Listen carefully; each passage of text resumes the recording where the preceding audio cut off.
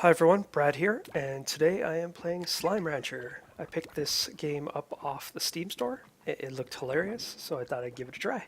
And it looks ridiculously cute just from the start screen itself. So let's start playing.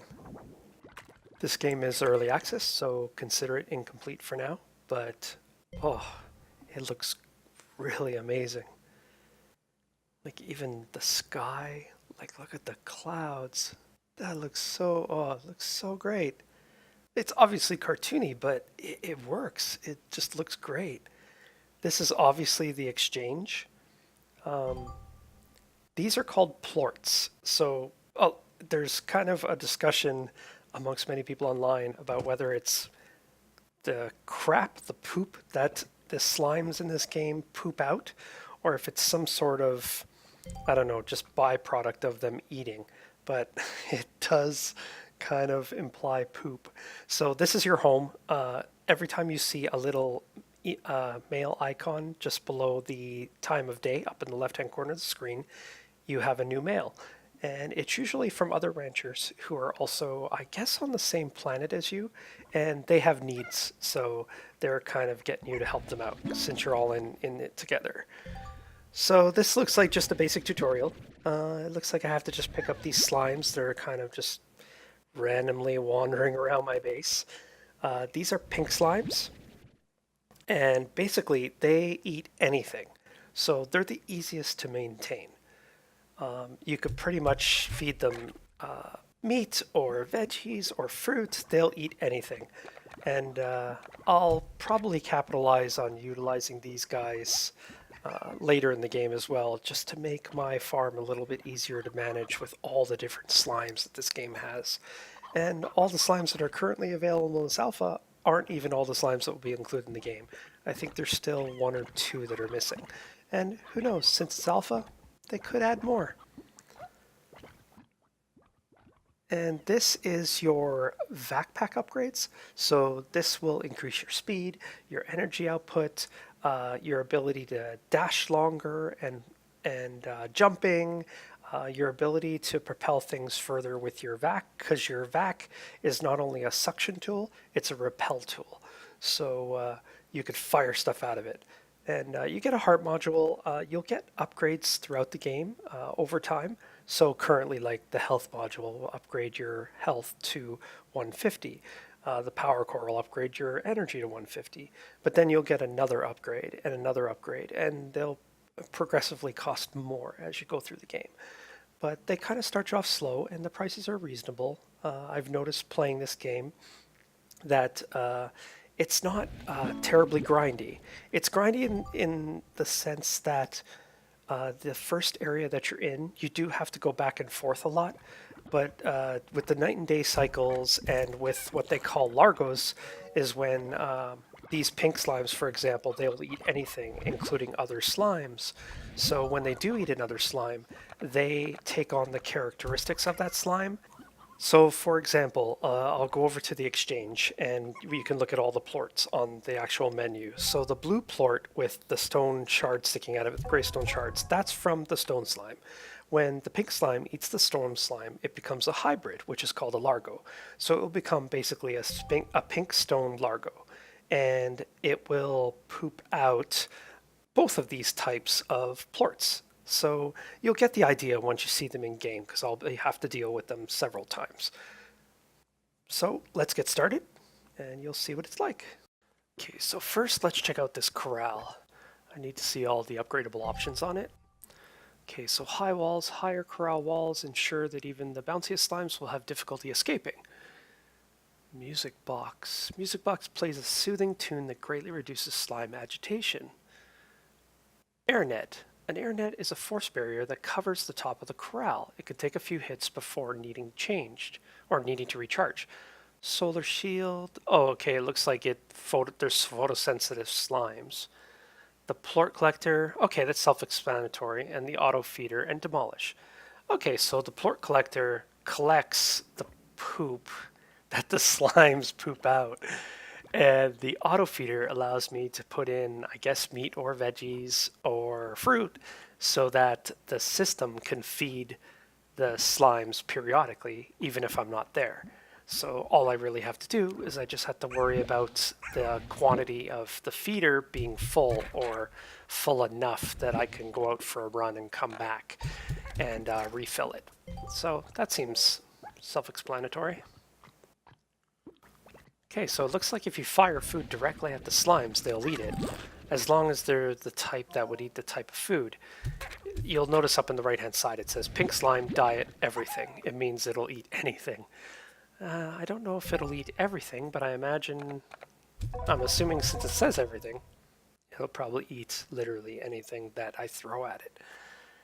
But I guess there's a time limit after they eat that they wouldn't want to keep eating, because I don't think they'd be like a gluttonous slime. But let's check this out and go out and see what's waiting for us. Wow, so it's like a whole desert climate. Pretty cool. Oh, carrots. Oh, cool. Okay, let's suck all these guys up. And then I want to shoot them out and see how far I can fire them. Come on. Yeah, let's get them all. Come here, you. Geronimo! I don't know what's over there, but who cares? I'm just firing them out of my area. The thing about these pink slimes too is they will consume the food that I find in the environment as well. So those carrots I picked up, if I didn't get there first, the pink slimes would have eaten them. So it was better that I get there first, because I can use those to feed the slimes I need to feed. Pretty cool. Some of these upgrades I remember being really expensive, so I'm at 340, I need 10 more. I'll just try to feed them these. Yeah, there we go. Yeah, there's enough plorts there. I can buy the higher walls now.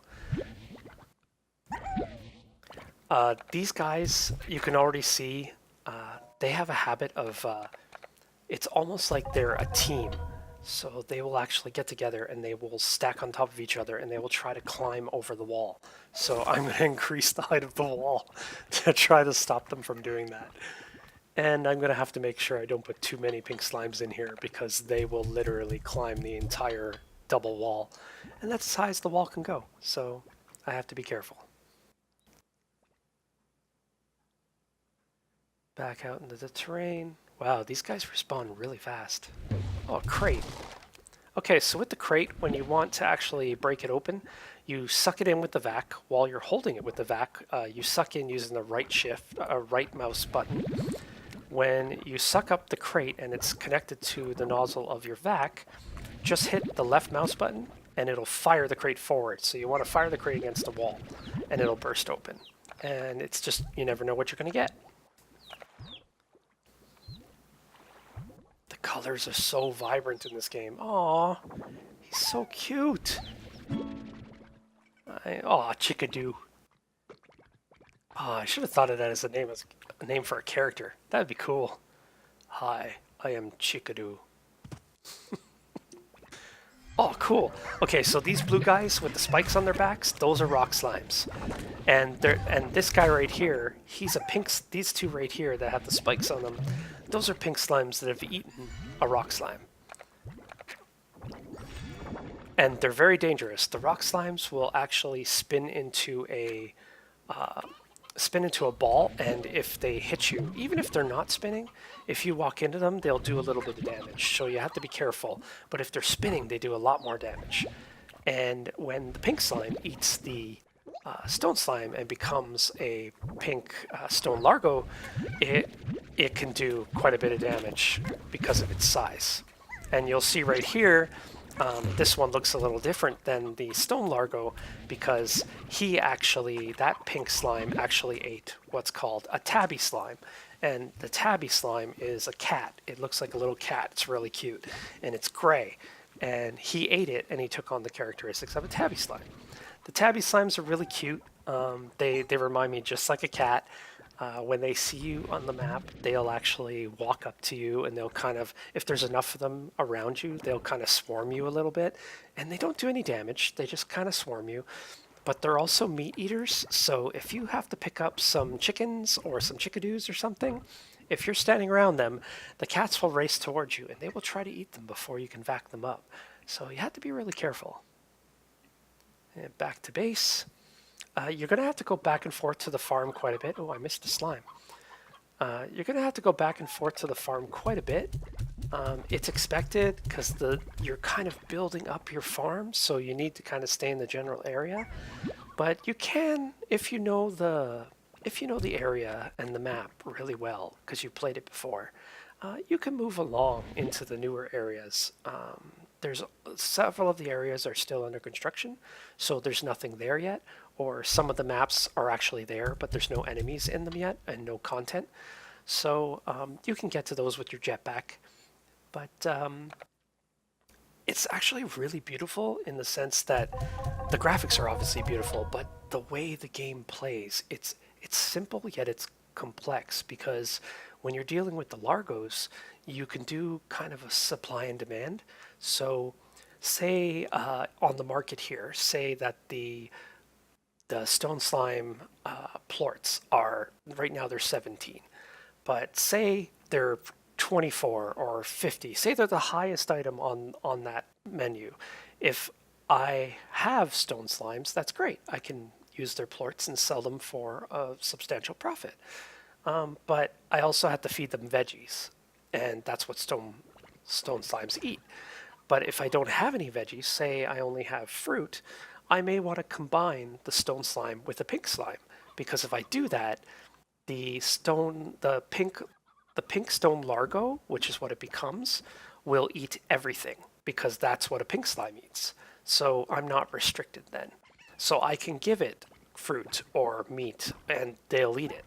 Which is kind of cool, but you have to actually think ahead to what your needs are and what your dominant amount of resources are. So right now I've picked up a ton of pogo fruit. I'm actually full on it. You'll be able to expand this. Right now you have a max of 20 when you start the game, but it can go as high as I believe 50 so far in the alpha anyway. So you can actually expand that, but I can feed those fruits to my pink stone largo, and that's great. But if I had a lot of veggies, say, because you can make gardens, and then you can actually fill them with specific types of growing items. So I could make a fruit tree, and the fruit tree will periodically drop fruit. And I can scoop that up as a resource and feed it to my slimes or my largos. I could also plant carrots, and I can, harvest those whenever they proc. And they kind of proc the same way they do out in the wild here. You'll actually see tiny little batches of carrots that you can actually harvest. When you actually build a garden, it gives you substantially more of those carrots. So you don't have to build a garden. You can, if you want to go back and forth out in this terrain, you can just go out and harvest those carrots, but you never know what you're going to get when you're out here. So you could go to one of these carrot locations, and the pink slimes may have eaten them all already. So you never know what you're going to get. So this is a new area. This area is where it starts getting a little bit more difficult. There's a lot more cats here, but there's also more chickens. So if you want chickens, this is a really good place to find them. However, there's also a lot of cats here. So if you're not quick enough, the tabby slimes will actually eat the chickens, and when you show up, there's not going to be any left for you to have. There's also some carrots here and some fruit. You can usually get those as well, but there's quite a few slimes here. These are the phosphor slimes. They glow at, and they only show up at night.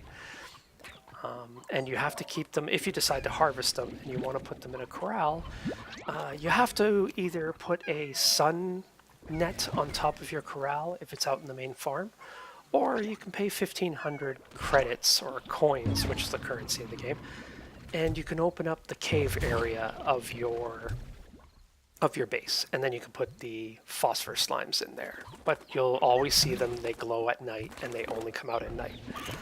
What you just saw me fighting there, those really nasty looking multicolored gray things that looked really mean, those are the tar slimes. And what happens is, sometimes when you have a largo and a bunch of largos and a bunch of slimes in one area, there could be a bad mix So you could end up finding that maybe there's a pink slime and it ate a phosphor slime. So now it's a flying, glowing pink phosphor largo. Well, maybe that largo will then eat a tabby slime. And then all of a sudden, it's almost as if it upset it by doing that. So it suddenly just spawns a tar slime, or it becomes one, it seems. So this big guy right here is called the Tabby Gordo, and we have to feed him. And he's sitting on something that looks like a blue ring. What that blue ring is just a teleport location, and it's one way. So once I feed him enough, he'll actually get off that teleport spot. He'll actually explode, but he'll actually get off that teleport pad and I'll be able to teleport back to base, but it's one way, so I can't teleport back there. I can only teleport back to my farm. Speeds things up a little bit, but you still have to run through the area to get back to where you were. So I guess let's fill him up and we'll unlock the teleport location. So he only eats meat, so you're gonna have to probably do several runs in order to get him to be completely filled up.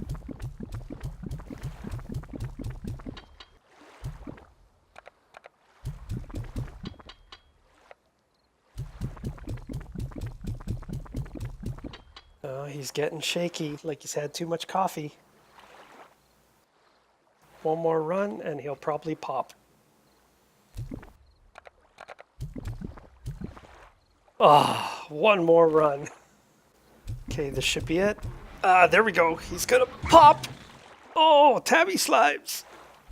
Okay, let's get all these guys out of the way. They're just gonna be a huge mess.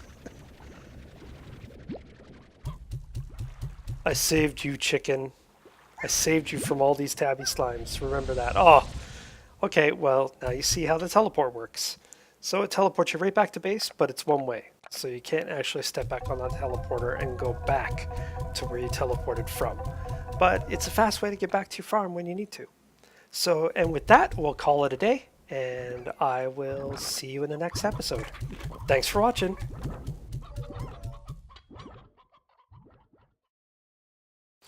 Hi everyone, I just want to say thanks again for watching this video.